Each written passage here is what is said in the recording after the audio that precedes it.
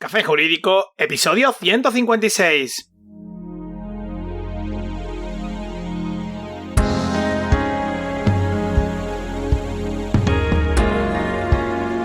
Muy buenas tardes, bienvenidos de nuevo. Hoy martes 23 de noviembre, mi nombre es Juanma Delgado y esto es Café Jurídico, un espacio de divulgación jurídica donde, en el tiempo que dura un café, abordaremos novedades legislativas, interpretaciones de doctrina y jurisprudencia sobre distintas temáticas, aprenderemos a manejar herramientas para la eficacia y la productividad profesional y, en definitiva, nos acercaremos de una forma amena y distendida al sector jurídico.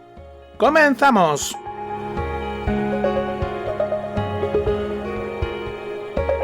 Cuando estudias mucho un tema, sucede una cosa curiosa. Mientras más sabes de ese tema, más conciencia tienes de lo que desconoces y, en cierto modo, más cauto terminas siendo al hablar sobre el mismo. En los últimos tiempos, quizás por el auge de Internet y las redes sociales y por aquello de que cada día es más fácil que alguien pueda compartir sus pensamientos y conocimientos con los demás, a través precisamente de estos medios, ya sea por vídeo, en un blog, en un podcast o como sea, el caso es que, como decía, en los últimos tiempos es muy habitual encontrarse a mucha gente con la espada de Damocles dando consejos y sentenciando lo que está bien o mal, sin contar con grandes conocimientos sobre la materia que abordan. Y bueno, aunque es verdad que esas personas terminan por hacerse un flaco favor, lo cierto es que en el camino pueden hacer mucho daño tanto a ellos mismos como a quien los siguen. Que sí, que esto no es algo nuevo, que la sabiduría popular ya decía hace años que la ignorancia es la más atrevida, pero, no sé, quizás es que con los años y la experiencia lo veo cada día con más frecuencia y claridad. Y en verdad todo esto que te cuento es muy normal, me refiero. Es habitual que cuanto menos sabemos de un tema, más tendemos a creer que sabemos lo suficiente. Es lo que se conoce como el efecto Dunning-Kruger, que se trata de un sesgo cognitivo por el cual los individuos incompetentes tienden a sobreestimar su habilidad, mientras que los individuos altamente competentes tienden a subestimarla. Quizás te estés preguntando por qué te cuento todo esto. Pues porque en los últimos tiempos veo muchos jóvenes letrados que tienen menos experiencia jurídica de lo que lleva algún yogur en mi nevera, dando consejos como sabios gurús sobre materias que le quedan un tanto grandes. Y en contrapartida, también veo a grandes profesionales como la copa de un pino, cautos a un nivel superlativo. Precisamente el otro día, hablando con un compañero abogado que se percibe como un experto en comunicación a través de las redes sociales, me decía sin tapujos que él no creía en la protección de datos, la propiedad intelectual y otras áreas del derecho similares. Obviamente no es que pensara que no existían, sino que a su juicio era un sacadinero que no servía para nada y que eso no era un tema jurídico de verdad. De hecho, su web cumplía menos requisitos legales que una chabola. Podéis imaginaros mi cara mientras lo escuchaba. ¿Cómo es posible decir eso en pleno siglo XXI? El caso es que él continuó con su exposición dándome sus motivos para pensar así, que básicamente podemos resumir en uno solo. Y aunque suene mal, sin paños calientes, era que no tenía ni pajolera idea de lo que estaba hablando. Así de sencillo, el efecto Dunning-Kruger. El caso es que eso me hizo pensar. En la abogacía, por desgracia, aún tenemos mucha brecha digital y muchas veces esa falta de conocimientos tiene incidencia no solo en el plano de la gestión comercial o de despacho, sino también en el ámbito jurídico. Ya me he escuchado otras veces decir lo importante que es para un abogado tener, por ejemplo, en su página web bien implementada pues tanto la LSSI como la política de cookies y las demás cuestiones inherentes. Por eso, precisamente porque hay una brecha digital y todo esto puede incidir en el ámbito jurídico, decidí que era el momento de abordar todos estos temas en el programa y dedicar cada cierto tiempo un episodio a alguna de estas materias, para que poco a poco vayamos cogiendo culturilla jurídica sobre determinadas áreas que, aunque no sean nuestra especialidad, debemos conocer sí o sí. Es verdad que ya hemos hablado muchas veces sobre cookies, protección de datos, derechos digitales y demás, pero lo cierto es que nos quedan muchas cuestiones por abordar y para ello contaremos a partir de ahora con un experto en la materia con acreditada solvencia profesional. Ernesto Cebollero González, abogado especialista en propiedad industrial e intelectual, así como en derecho a las nuevas tecnologías. Concretamente, hoy hablaremos con él sobre dominios, marcas y nombres comerciales, para ver las similitudes y diferencias existentes entre dichas figuras, así como los posibles conflictos que se pueden plantear y la manera en que se solventan. Pero antes, cursosjurídicos.es, el entorno virtual de aprendizaje creado por y para profesionales del sector jurídico, aportando una visión de 360 grados sobre todos los aspectos relativos al ejercicio de este tipo de profesión, con un enfoque práctico y muy orientado a la adquisición de competencias. Cada día está más cerca el 10 de enero, ya sabes, esa fecha en que da comienzo el nuevo curso de Derecho Penal que hemos preparado, centrado en la asistencia al detenido tanto en sede policial como en sede judicial.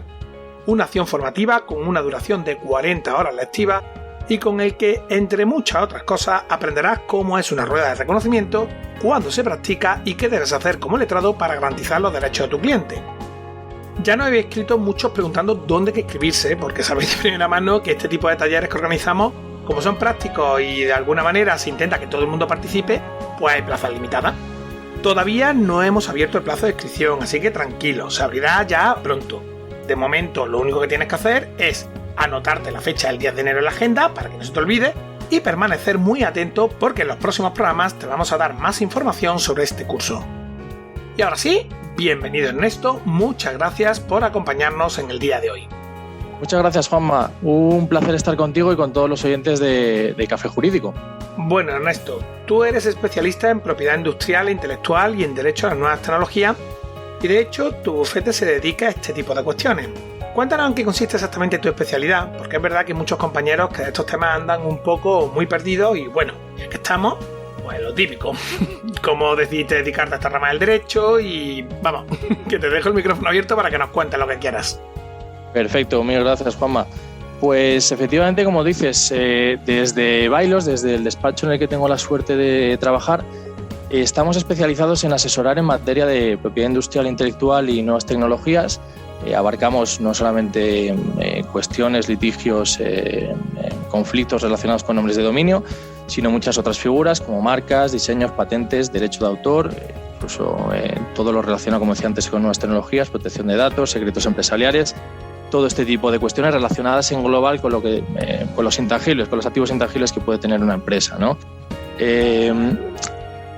En lo que respecta a mi vertiente particular, a por qué he terminado en este tipo en esta rama del derecho, bueno, sí que es verdad que desgraciadamente, por lo menos, desde mi punto de vista, los planes de estudio no es una materia que tenga especial presencia, ¿no? Bueno, de hecho, prácticamente todos los compañeros que nos dedicamos a esto, o la gran mayoría, hemos tenido que hacer un máster de especialización, etcétera, etcétera. En cualquier caso, sí que podría decir que a día de hoy, por una serie de circunstancias, por el boom que está sufriendo todo el tema del comercio electrónico a raíz de la COVID-19, por todo el boom que tenemos a nivel de startups y la concienciación que va habiendo cada día de manera más en el mercado, de manera más tangible, de defensa de los intangibles, valga la redundancia, pues como decía, es un campo del derecho que afortunadamente para los que nos dedicamos a ello, pues se trabaja muy bien, ¿no? Hay muchísimo movimiento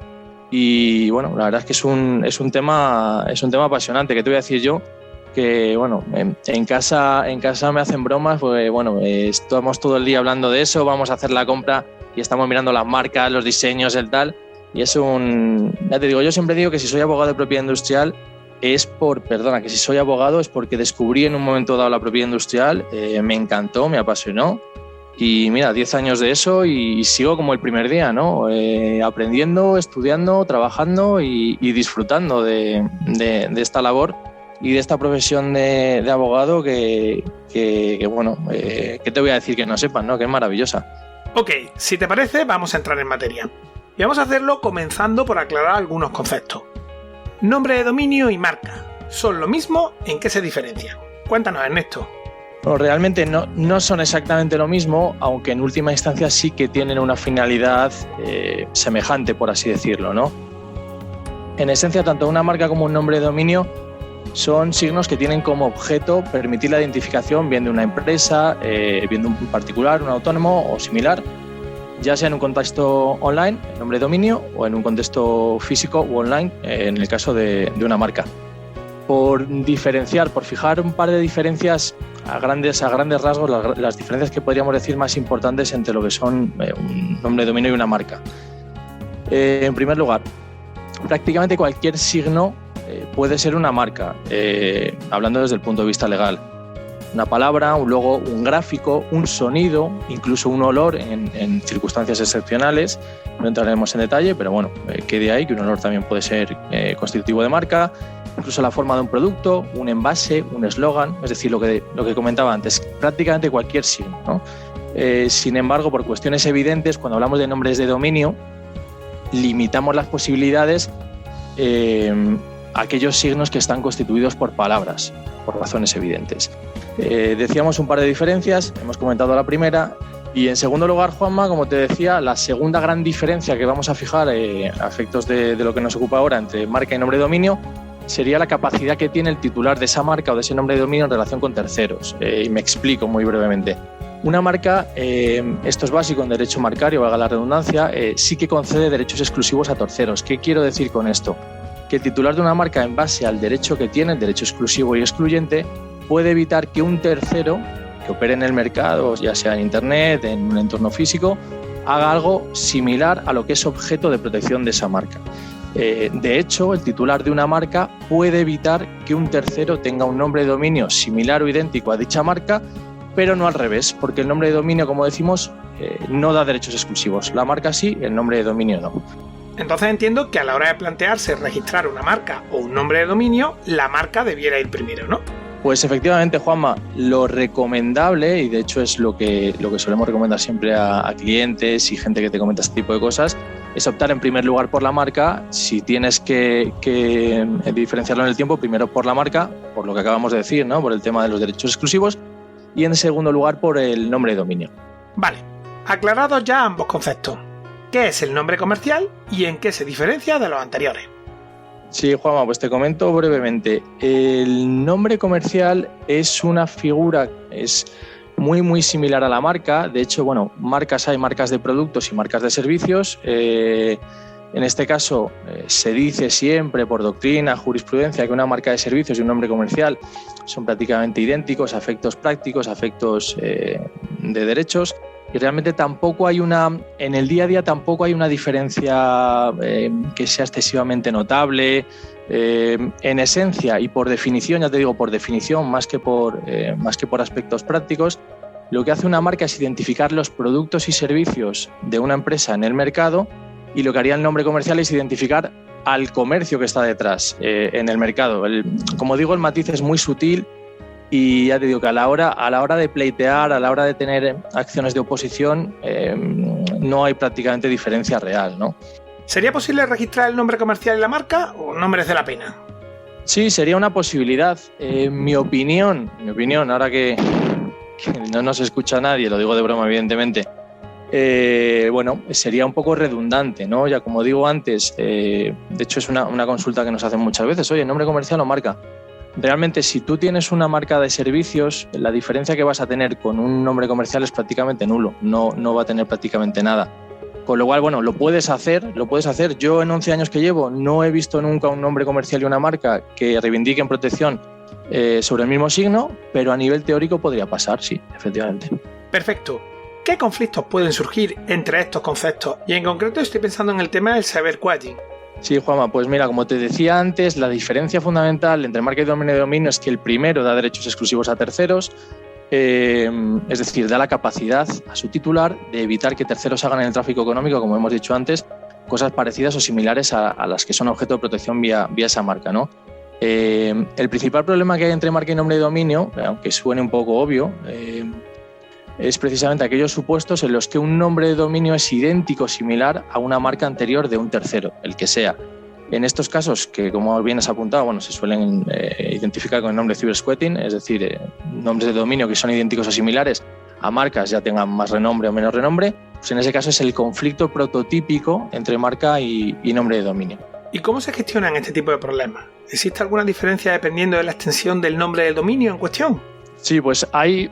El titular de la marca prioritaria, en este caso, tiene varias opciones. Puede recurrir a la vía judicial, puede recurrir a la vía administrativa. No vamos a entrar en muchos detalles, pero bueno, cada una de las dos vías tiene ciertas diferencias de tiempos, de requisitos, de jurisdicción, de competencia. No entraremos, como digo, en muchos detalles, simplemente apuntar que este tipo de conflictos entre marca y nombre de dominio se pueden solucionar bien vía judicial o bien vía administrativa.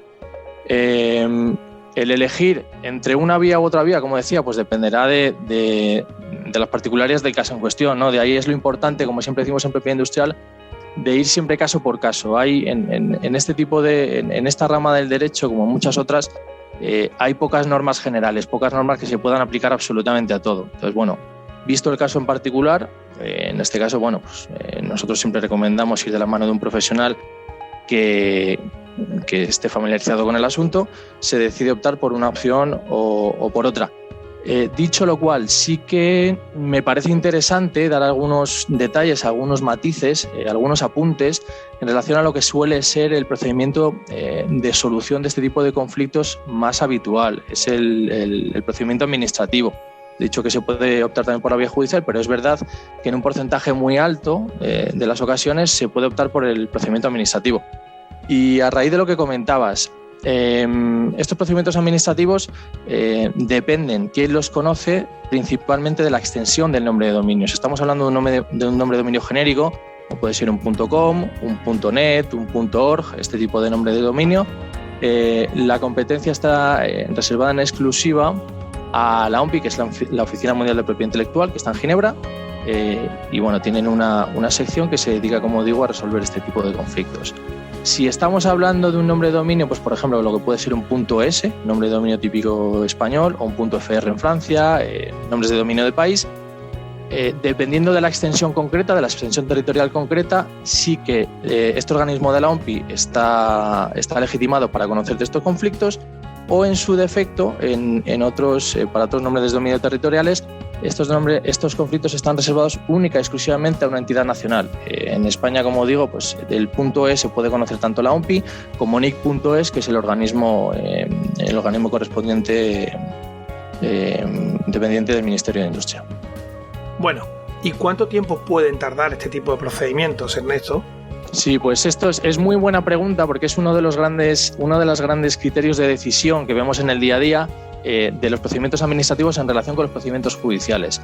Estos procedimientos administrativos que estamos comentando se suelen resolver de media, luego hay casos y casos, desde el momento en que el titular de la marca prioritaria deposita la solicitud, la demanda, por así decirlo, que se hace además vía online, es un procedimiento muy rápido. Se resuelven, como digo, en un periodo de entre unos 3 y 5 meses. Es un procedimiento ciertamente rápido. Pues Ernesto, creo que lo has explicado todo perfectamente y en un tiempo récord. Como decía en la introducción, hay mucha gente que cuando le hablas de marca, dominio, derecho de autor y demás, andan muy perdidos. Como que le entra un escalofrío por el cuerpo y no saben muy bien a qué hacen alusión cada uno de estos intangibles. Es verdad que ya hemos hablado en alguna ocasión sobre estos temas, pero lo cierto es que todavía no hemos aclarado en ningún programa todos estos conceptos y, como decía al inicio, creo que sería algo muy interesante. ¿No crees? Totalmente de acuerdo, Juanma, pero bueno, como te decía antes, igual no soy la persona más indicada para responder a esta pregunta, porque por suerte, bueno, yo lo digo siempre, ¿no? Que me encanta esta rama del derecho, entonces bueno, soy un apasionado y ya te digo, tengo muy poquita subjetividad, ¿no? Cuando respondo a este tipo de cuestiones. Nada, bromas aparte. La verdad es que en el día a día del despacho vemos un montón de situaciones muy curiosas. Lamentablemente vemos también muchos problemas derivados de bueno, a lo mejor una gestión no todo lo correcta que debería de ser, de lo que debería ser, perdona, o a lo mejor una falta a veces de concienciación. Pues es verdad que muchas veces si no estás metido en el día a día, en la rueda de la propiedad industrial, pues es verdad que no tienes por qué conocer los problemas que puede haber si no realizas una gestión adecuada, pero bueno, para eso estamos nosotros, ¿no? Entonces, dicho todo esto, sí, son materias con un recorrido muy práctico y bueno, yo espero que a la audiencia le resulte de interés, ¿no? En definitiva, Juanma, que soy muy rollero. Mira, de pequeño me decían, lo digo un poco de broma, ¿no? De pequeño me decían que hablaba muy poco y se ve que ahora de mayor me estoy vengando porque no paro ni debajo de agua. Nada, lo que te decía, lo que te comentaba, son materias con mucho recorrido práctico, son temas muy tangibles, que luego vas a una tienda y ves el producto o lo ves por la tele. Entonces, bueno, yo creo que llaman mucho la atención, ¿no? De hecho, yo personalmente leo muchas veces en prensa generalista y todos los días hay noticias de propiedad industrial, de patentes, secretos empresariales, falsificaciones, etcétera, con lo cual creo que es un reflejo de que es una materia que interesa, ¿no? Yo a efectos de Café Jurídico, espero que así sea. Y bueno, para lo que sea, la verdad es que yo encantado de estar aquí con vosotros y oye, ir desgranando poquito a poco pues la chicha, ¿no? Las tripas o los secretos de este mundillo. Pues para nosotros será un placer tenerte aquí una vez al mes hablando sobre todas estas cuestiones que personalmente me encantan. Nos toca despedirnos ya, así que lo dicho, te esperamos muy pronto de nuevo por esta tu casa de Café Jurídico. Perfecto, Juanma. Pues muchísimas gracias por contar conmigo. El placer es todo mío y estaremos por aquí todos los meses para, como decía antes, ir tratando poquito a poquito, pues bueno, todas esas cuestiones que la audiencia entienda de interés, dudas, cuestiones prácticas para lo que corresponda. Un saludo para ti, un abrazo y nos vemos el mes que viene.